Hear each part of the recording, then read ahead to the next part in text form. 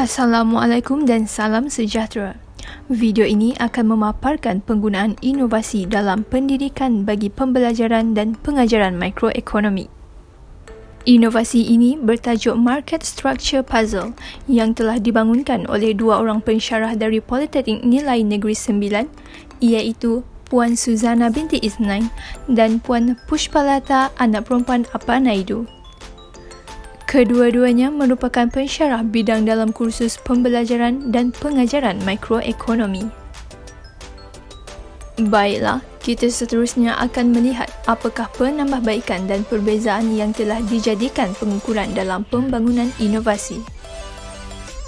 Inovasi ini dibangunkan berdasarkan pernyataan masalah, iaitu kelemahan pencapaian kursus DPB 1023 mikroekonomi, terutamanya dalam topik struktur pasaran, di mana pelajar-pelajar lemah dalam menguasai teori, lemah dalam penguasaan kemahiran pengiraan, persepsi pelajar yang negatif terhadap mata pelajaran dan kaedah pengajaran yang tidak menarik.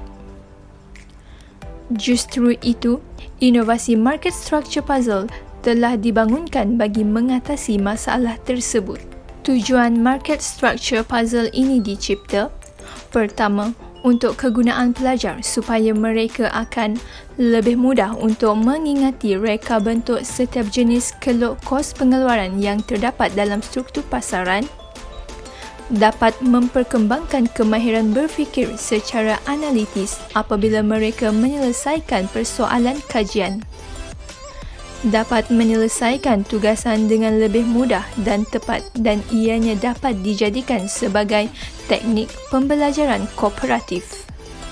Kedua, untuk kegunaan pensyarah supaya proses pengajaran dan pembelajaran lebih interaktif dan kreatif, pensyarah juga dapat mengaplikasikan kaedah pembelajaran berpusatkan pelajar, student-centered learning, dan pendidikan berasaskan hasil, iaitu outcome-based education.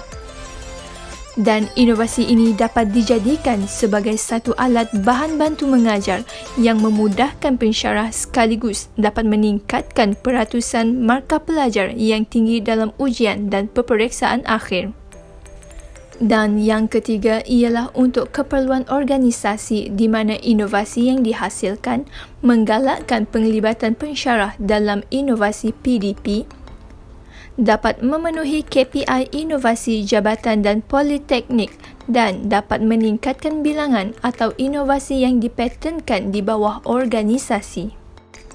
Dalam membangunkan inovasi, kedua-dua penyelidik terlibat dalam memainkan peranan sebagai menghasilkan dan mereka bentuk inovasi, menghasil dan mengedar inovasi kepada pelajar, mengguna dan mengaplikasi inovasi, mewujudkan suasana interaktif dan menarik, memberi maklum balas kepada semua aktiviti PDP, menulis laporan inovasi serta membuat penilaian keberkesanan bahan inovasi.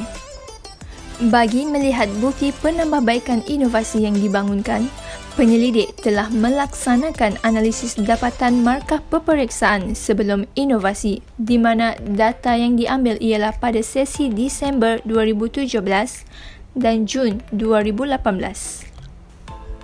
Pada sesi Disember 2017 didapati jumlah pelajar seramai 24 orang pelajar daripada program Diploma Pengurusan Maklumat E-Commerce bagi nombor soalan 3, soalan peperiksaan akhir sesi Disember 2017.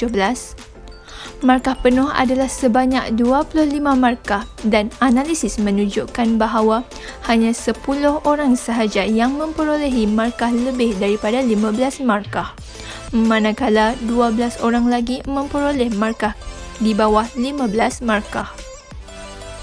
Manakala bagi sesi Jun 2018, jumlah pelajar seramai 26 orang pelajar bagi program Diploma Pengurusan Logistik dan Saluran Agihan untuk penilaian.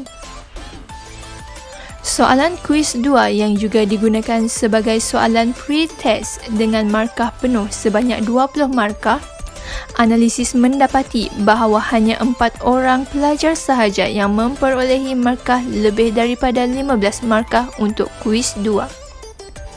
Soalan kuis 2 diuji daripada topik struktur pasaran, manakala 22 orang pelajar memperolehi markah di bawah 15 markah.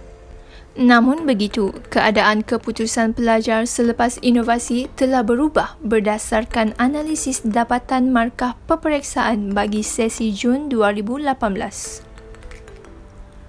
Hasil penggunaan inovasi dengan jumlah pelajar bersamaan 26 orang pelajar bagi program Diploma Pengurusan Logistik dan Saluran Agihan didapati untuk soalan kuis 2 yang juga merupakan post test di mana markah penuh bersamaan 20 markah.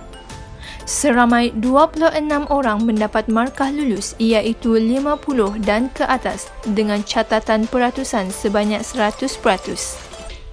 Dapat disimpulkan bahawa inovasi yang dicipta dapat menganjakkan peratusan markah pelajar pada tahap yang lebih baik dan berkesan.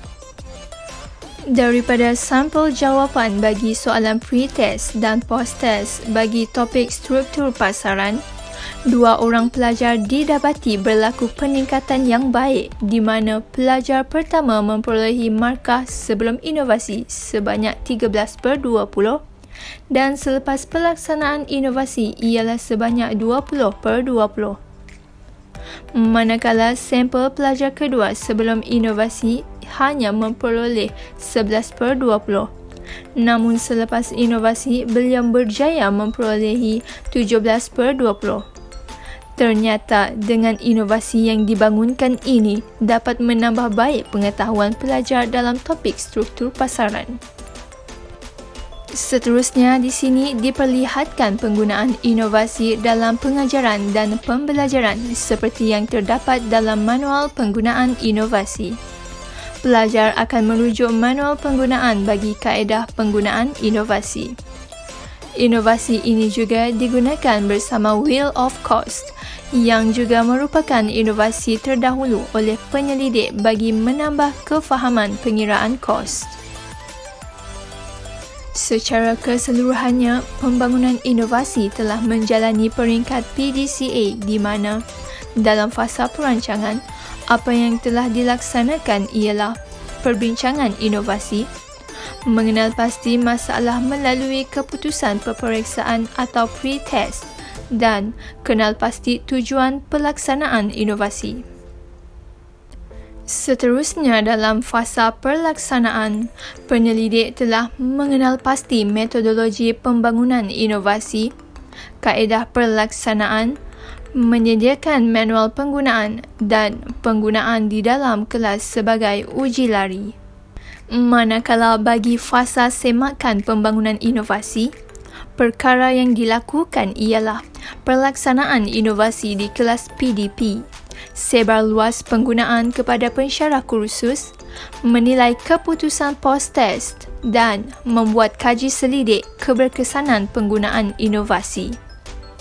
Sebagai tindakan selanjutnya, penyelidik telah menghasilkan laporan inovasi, membuat pembentangan inovasi, penggunaan inovasi untuk PDP, sebar luas penggunaan inovasi di YouTube, permohonan hak milik terpelihara dan sebar luas penggunaan di peringkat sekolah, kolej matrikulasi dan IPTA.